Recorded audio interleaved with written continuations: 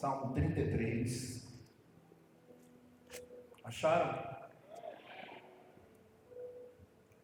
No versículo 20 em diante diz assim: nossa esperança, você pode completar aí? Nossa esperança,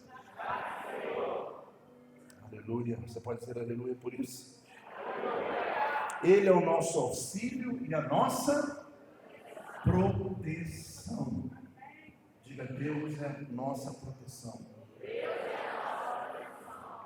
Nele se alegra o nosso coração, pois confiamos no seu santo.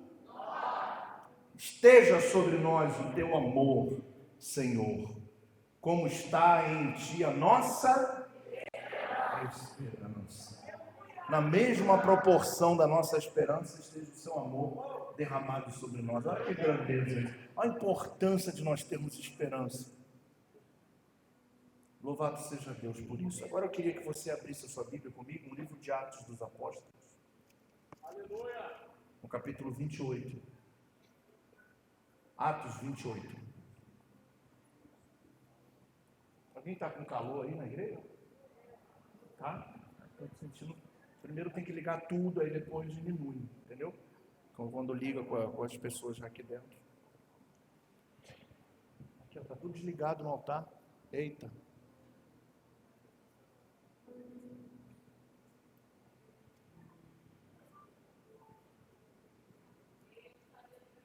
Aleluia. Acharam?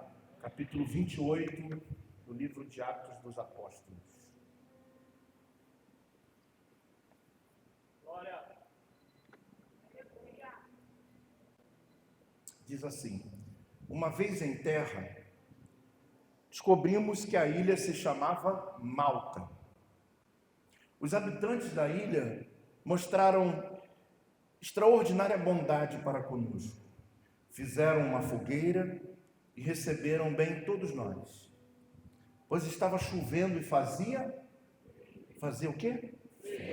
Chuva e frio. Paulo ajuntou um monte de gravetos. Quando os colocava no fogo, uma víbora, que é uma cobra especificada, né? Uma víbora. Onde é que eu estou aqui? Uma víbora, fugindo do calor, prendeu-se à sua mão. Quando os habitantes da ilha viram a cobra agarrada na mão de Paulo, disseram uns aos outros: certamente este homem é assassino, pois tendo escapado do mar, a justiça não lhe permite viver. Mas Paulo, sacudindo a cobra no fogo, não sofreu mal nenhum.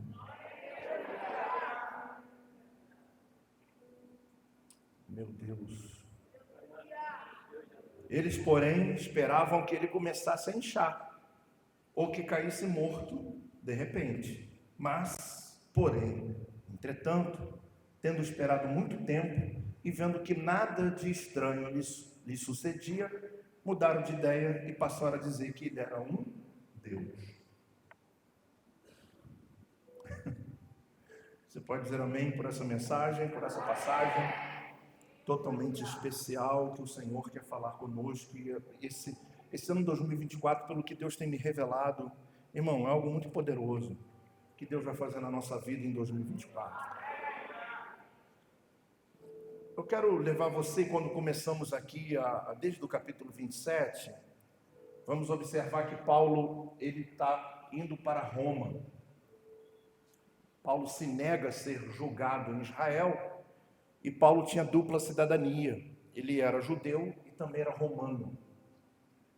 E por que Paulo era romano, né? Porque em 69 a.C., quando o Império Grego se desfaz, enfraquece, depois da morte de Alexandre o Grande, os romanos então assumem praticamente toda a parte e tudo que os gregos dominaram e conquistaram, e vai se tornar então a maior potência do mundo. E quando eles chegam em Israel, quando eles chegam na Judéia, quando eles vão chegar na nação de Israel, eles vão dar o direito a quem estava lá de ter dupla cidadania, porque muito diferente dos gregos, a ideia dos romanos não era dominar o mundo e fazer do mundo a Grécia, como era Alexandre o Grande, mas sim financeira, queria só dinheiro. Em todos os lugares que eles foram implantados, eles queriam enriquecer Roma. Isso era uma ideia muito interessante, diferente dos gregos, e ele vai dar, então, não quero problema com esse povo, apenas queremos dele o imposto para fortalecer e enriquecer o Império Romano. E eles vão dar direito àqueles que estavam em Israel a ter dupla cidadania. E os avós de Paulo, então, se tornam também romanos. E aí, é por causa da sua descendência, Paulo também tem a descendência e tem a sua nacionalidade romana. E Paulo, quando está sendo julgado no Sinédrio e queriam deixar ele em Jerusalém para que ele sofresse, ele levanta o seu direito e diz: não, eu sou um cidadão romano, eu tenho o direito de ser julgado em Roma. Isso era uma estratégia de Paulo, porque Paulo certamente iria morrer naquele período de tempo muito curto, e ele chegar a Roma iria fazer com que Paulo tivesse tempo para ainda escrever muitas cartas. E Paulo escreve Efésios, Filipenses, tudo dentro da prisão, preso. Então, quando nós vamos observar, a ideia de Paulo era estender o seu tempo de vida e viajar até Roma para que em Roma fosse julgado. Ele fica em Roma, não volta, e lá, então, por fim, a sua vida termina sendo ele decapitado. Mas ele tem um período de tempo, e dentro da prisão, Paulo escreve os momentos mais lindos e as revelações mais profundas das suas cartas. E Paulo está para fazer essa viagem, sair de Israel e ir para Roma, para que prevalecesse o direito que ele tinha de dupla cidadania. Só que quando Paulo começa a fazer essa viagem, dá tudo errado. Dá tudo errado. Paulo vai enfrentar os seus maiores perigos da vida durante essa viagem.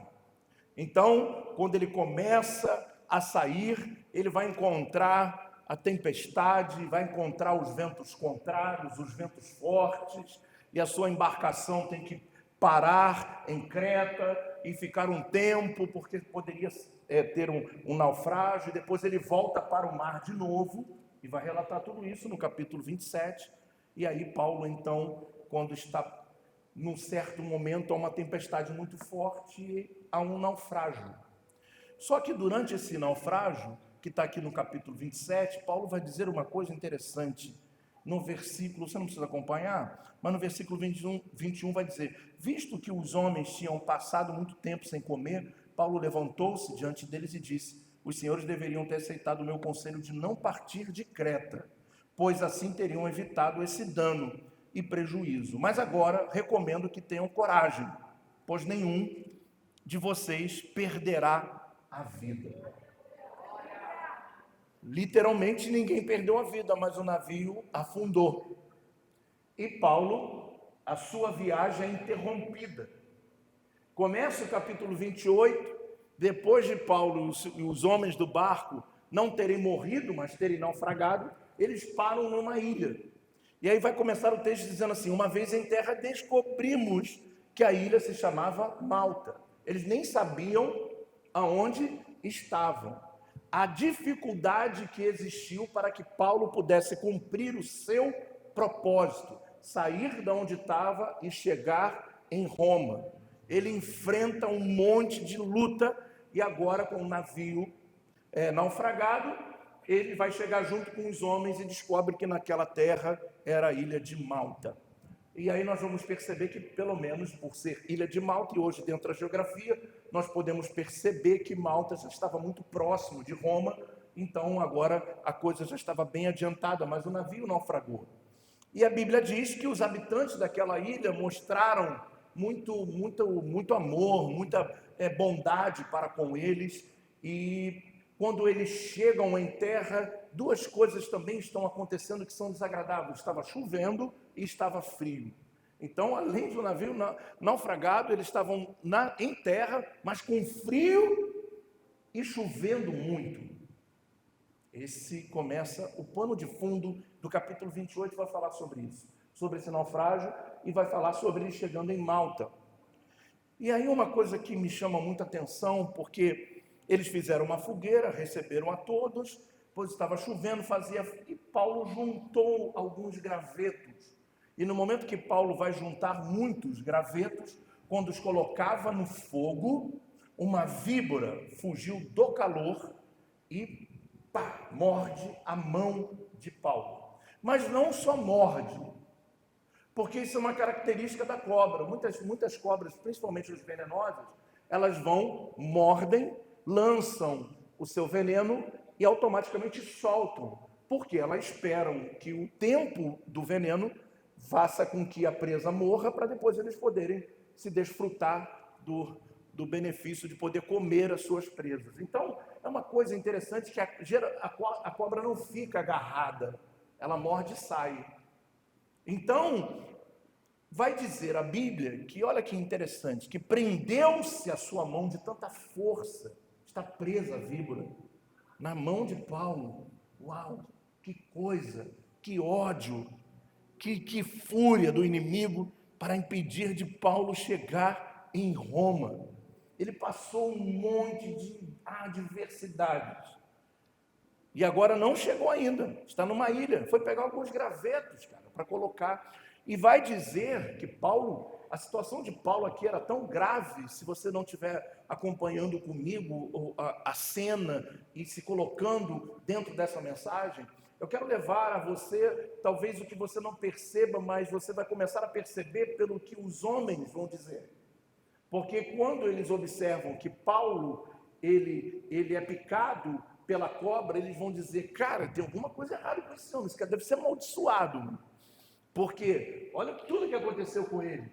Imagina naquele momento da roda, eles contando tudo que eles passaram até chegar ali, depois de um naufrágio, e agora eles vão dizer que Paulo deveria de ser um assassino. Eu falei, esse cara deve ser assassino, porque se ele foi livre lá do naufrágio, então agora a justiça está chegando aqui nele, e agora ele vai morrer, agora não tem como, acabou para ele.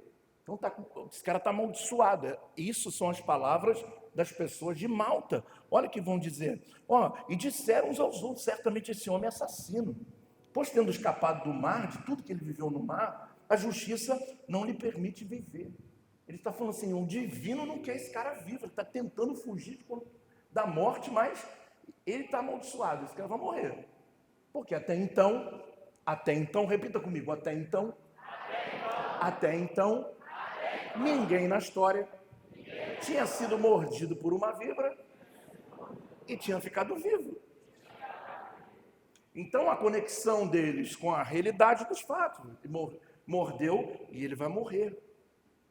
Eu, só para buscar aqui, para acrescentar um pouquinho, para a gente aprofundar mais, eu fui buscar num portal do Instituto Butantan. O que significa a picada de uma víbora? Preste atenção nisso, eu quero ler porque eu não decorei, né? Não era o meu propósito hoje. Vai falar o seguinte, né?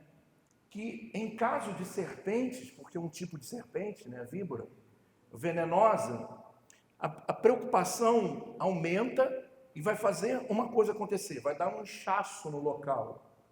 Então toda cobra venenosa, quando ela morde, isso é uma das características de pessoas que moram ali no mato e tem coisas onde tem cobra, é observar se a mão vai inchar. Se a mão inchar, porque é venenosa. É uma característica. Isso aqui é o site do Instituto Butantan. E vai dizer o seguinte, né, onde se fabrica as vacinas para que salve as pessoas que são mordidas pelo veneno da cobra. Então, olha o texto que vai dizer. Certamente esse homem... Mas Paulo, sacudindo a cobra no fogo, não sofreu mal nenhum. Eles, porém, esperassem que ele começasse a inchar. Eles sabiam que o efeito que o veneno da cobra fazia na vida de um homem.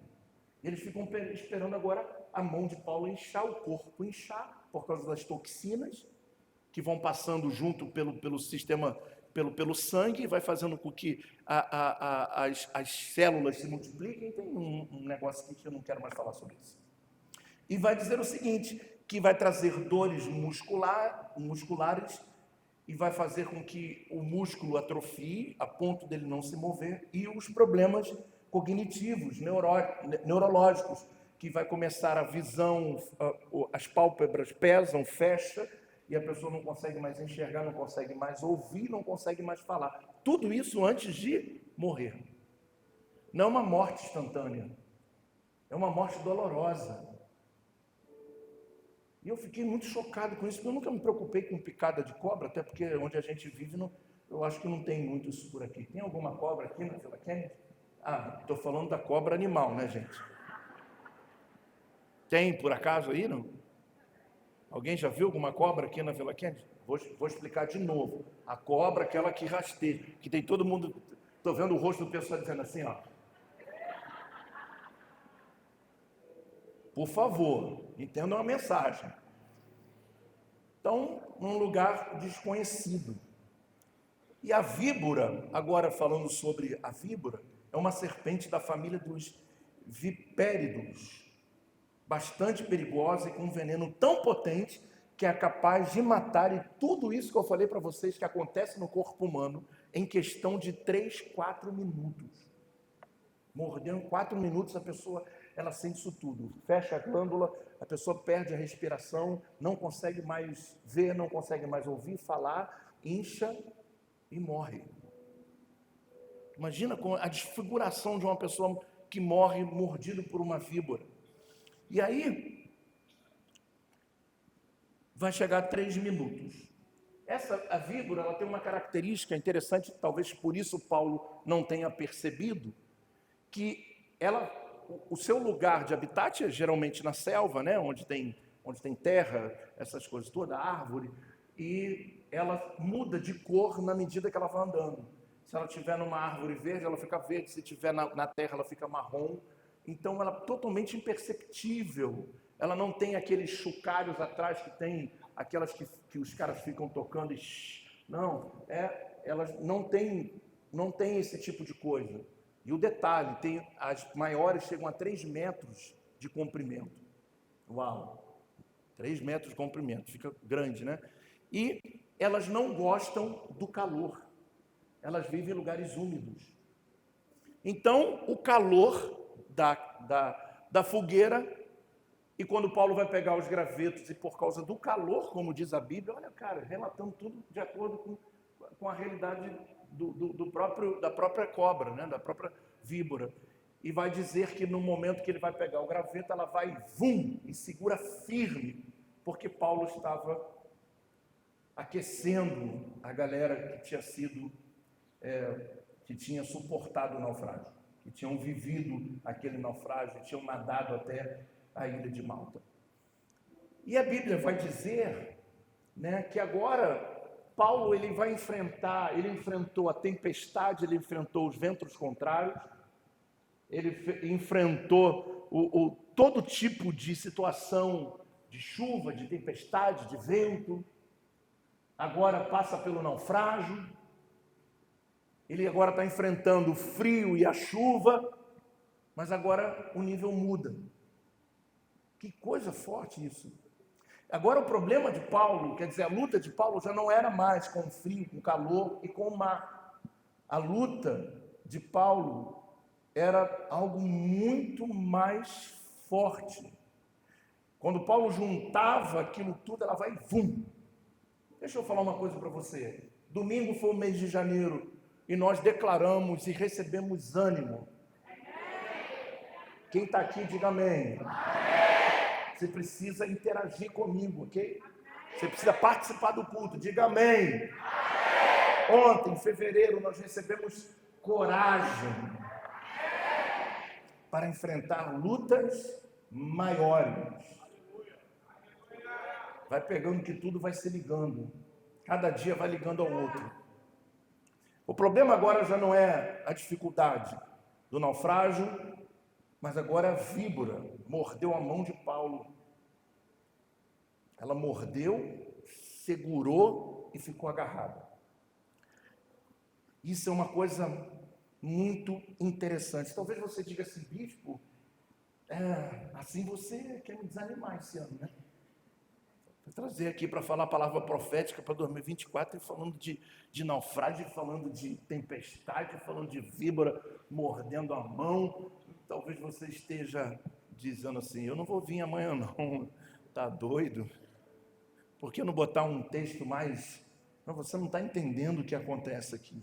É algo muito poderoso que acontece na nossa vida e que nós não percebemos. É o que está dentro desse texto, ok? Paulo estava fazendo o que era certo. Paulo era um homem de Deus. E essa é a maior dificuldade que a gente tem na vida, de entender quando, cara, eu sou dizimista, eu sou fiel, eu sou ofertante. Por que tempestade? Por que um naufrágio? Agora a víbora mordendo. São os significados que a gente dá.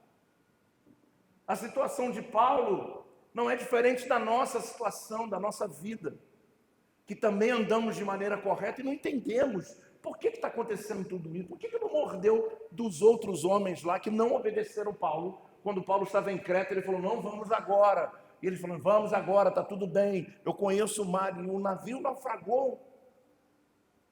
Ele não consegue chegar em Roma para ser julgado e ainda condenado. Ele nem vai para Roma para curtir a casa nova, o carro novo, o iate, o jet ski. Ele está indo para ser julgado, condenado e morto.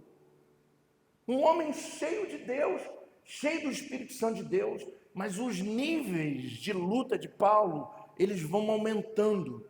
Primeiro uma tempestade que só balançou o navio, depois uma outra tempestade que afundou o navio, agora uma víbora que é capaz de tirar a própria vida. Os níveis de luta vão aumentando, até para aqueles que andam certo diante de Deus. Não é só para as pessoas que estão afastadas, porque às vezes nós estamos na igreja achando que todas as coisas ruins vão acontecer somente com os ímpios. Não. Essa é uma realidade. Paulo estava fazendo o que era certo. E quem faz o que é certo, também pega tempestade, naufrágios, víboras, como aconteceu com Paulo. Você está dizendo, talvez você esteja dizendo assim, ou se a sua mente se conectou, esteja dizendo que o diabo conseguiu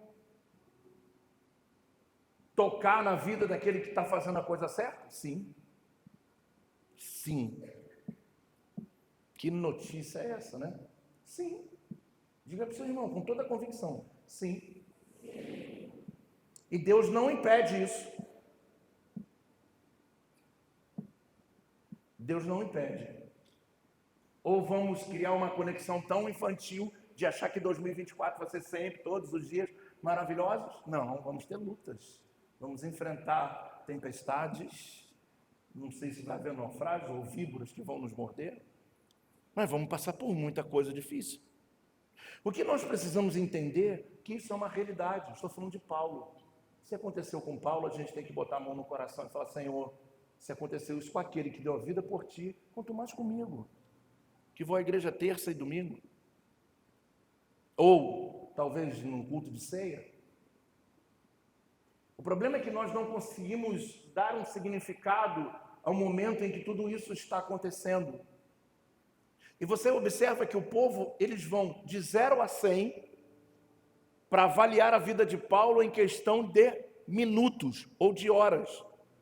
Eles vão dizer assim, cara, esse cara é amaldiçoado, ele é um assassino, ele não morreu no mar, mas agora a víbora vai matar ele.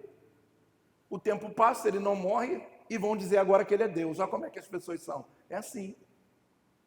Elas vão nos julgar em certos momentos que estamos atravessando as maiores dificuldades, vão dizer, cara, Deus esqueceu desse cara aí, ó. Esse cara está passando... Por que ele está passando tudo isso? Ele não está na igreja? Não é assim que o mundano faz? Por que ele está passando por isso e está na igreja? Está indo para os cultos, o cara é fiel, o cara não sai de lá, vai todo o culto, trabalha, limpa banheiro, o cara faz a obra de Deus e olha o que está acontecendo com ele. Quando Deus muda a sorte, eles vão dizer assim, nossa, esse cara é um cara extraordinário, porque você venceu. Simplesmente porque você venceu o seu momento em que tudo estava dando errado. Estava tudo dando errado na vida de Paulo. Talvez você esteja aqui e esse ano talvez deu muita coisa errada na sua vida. Você não conseguiu avançar como você gostaria, mesmo sendo fiel a Deus.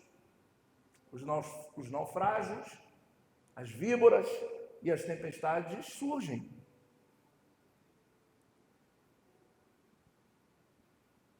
Como explicar isso para você? Que eu falei para Deus, como explicar isso para eles agora? O Senhor está me dando essa palavra. O que fazer? Como explicar isso para a igreja? Eu falei, Deus, como eu vou explicar isso para a igreja? Só tem uns 3 corajosos aí que tem coragem de dizer aleluia. Deus mandou vir aqui hoje. Durante 12 dias. Eu vou estar aqui hoje. Hoje eu estava cheio de dor na garganta, cheio de tudo quanto é lugar. Eu falei, vamos embora. Vamos com dor, tossindo, vamos embora. Vamos para a guerra. E Deus mandou vir aqui falar para você. Falar para a sua igreja, a igreja dele. Que ele permite a víbora. Ele permite a tempestade. Ele permite o naufrágio. Mas ele não permite que o veneno funcione. Ele não permite que o naufrágio mate você. Ele não permite que a tempestade engula você. Que coisa poderosa é essa? Paulo é mordido, fica agarrado à cobra. Eu imagino o ódio de Satanás, né? Porque quando vai falar de serpente, está falando literalmente do mal. Está falando de Lúcifer, agarrando e dizendo assim, eu vou botar todas as gotas de veneno no teu corpo. E o cara pega que é assim, e sacode a mão e joga a víbora fora, no fogo. E aí todo mundo diz que esse cara vai morrer em tempo, vamos esperar o corpo dele inchar. E aí também ficam esperando inchar, mas não incha. A mão não vai inchar, seu corpo não vai inchar. O veneno não vai fazer efeito. Porque o nosso Deus é o Deus da proteção. Ele não impede que a víbora morda, mas ele impede que o veneno dela tenha efeito na sua vida. Se eu fosse você, eu dava com glória a Deus. 2024 vai ter luta, vai ter, mas nenhum mal te sucederá, praga alguma chegará na tua tenda. Nós criamos uma conexão tão forte com o que pode acontecer que a gente esquece de quem nos livra do que acontece. A gente fica pensando, mas agora, eu quero profetizar sobre a sua vida nessa noite. Aleluia! Mal algum chegará na tua vida, sobre os teus filhos, não vai acontecer nada. Deus não impede que eles façam, mas Deus impede o efeito que isso acontece. Diga glória a Deus nessa noite. Diga, o meu Deus é o Deus da proteção. E o mês de março representa Deus nos protegendo. Existem coisas que Ele não vai impedir. Deus não vai impedir que o diabo faça. Ele vai fazer, mas o mal não terá efeito sobre a tua vida. Aleluia. Diga, eu recebo essa palavra. Deus não proíbe alguém de usar a língua para te amaldiçoar, mas Ele proíbe a maldição alcançar você. Pode amaldiçoar, pode abrir a boca, pode espernear, pode falar, pode bater com o pé, pode ligar na terra e ligar no céu. A maldição não vai te alcançar. Podem falar, podem criticar, podem jogar o teu nome na boca do sapo, na internet, podem jogar em direta, podem fazer o que for. A maldição não vai te alcançar. Deus impede o efeito. E se nós dermos um significado disso, você vai parar de se preocupar com quem fala e vai começar a dar atenção para quem te protege. Obrigado, pastor. Para quem te protege, aleluia. Diga, eu recebo essa palavra. Então vamos lá, todo mundo levanta as suas mãos, vamos profetizar. Deus não proíbe a oferenda ao mal, que é feita para destruir a nossa vida. Mas Deus proíbe que o efeito dela aconteça. Deus não proíbe de alguém usar a língua para amaldiçoar você e a tua família. Mas Ele proíbe que a maldição alcance você e a sua casa. Diga aleluia.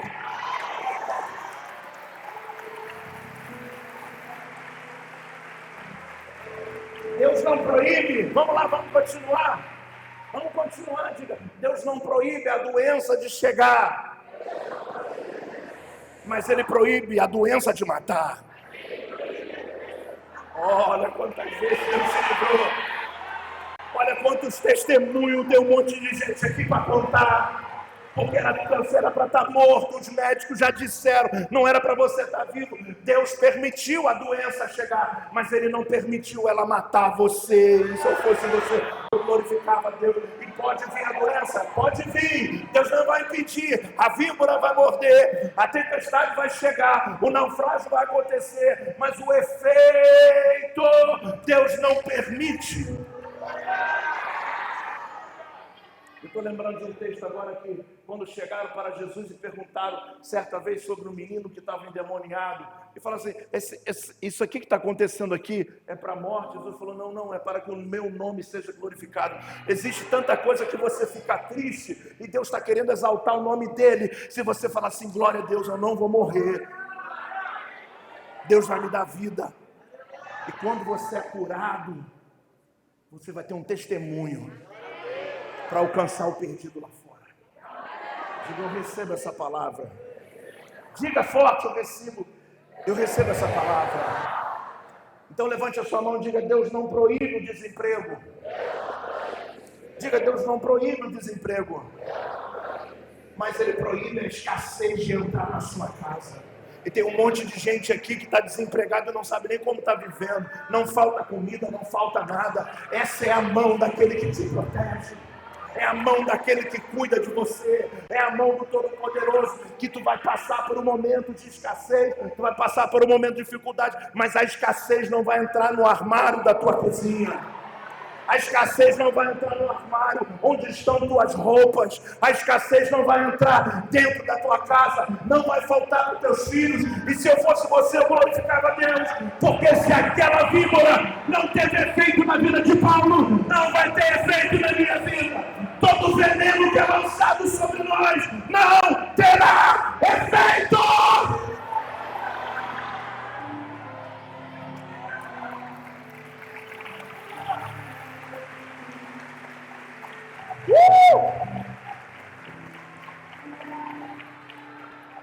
Repita comigo, Deus não proíbe das lutas e adversidades surgirem, mas Ele proíbe que essas lutas e adversidades parem você.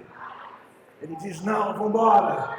E Ele pega a gente no culto e enche de ânimo, enche de coragem, porque Ele não vai permitir que essa luta faça você parar, faça você desistir. Não temos opção. Desistir não está no vocabulário de Deus. Nós vamos até Roma, e ainda que haja naufrágio, vai ter alguém em Malta nos esperando. Eu quero dizer para você que se a víbora vai morder e vai lançar o seu veneno, é ela que vai morrer com o veneno dela, porque Deus é fiel. Não terá efeito sobre a tua vida.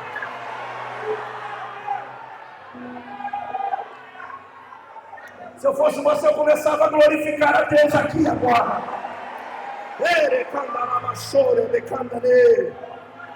Aleluia!